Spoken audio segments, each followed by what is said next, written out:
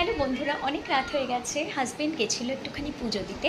আমাদের এখানে একটা মন্দিরে আজকে পুজো হয়েছে, আর তার জন্য এনেছে প্রসাদ।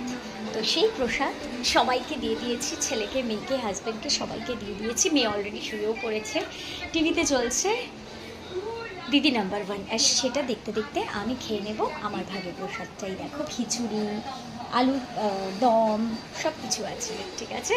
তো চলো বন্ধুরা, ঠাকুরের নাম করে প্রসাদটা খেয়ে নিই।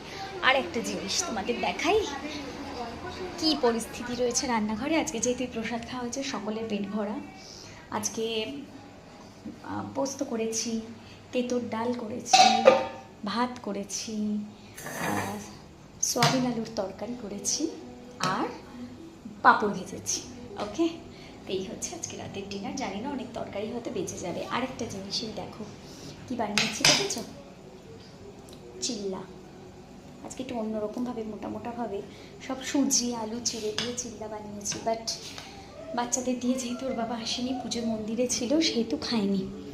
চিল্লাগুলো কিন্তু তুলে রাখতে হবে আমাকে ফ্রিজে, কালকে টিফিনে খেয়ে নেব।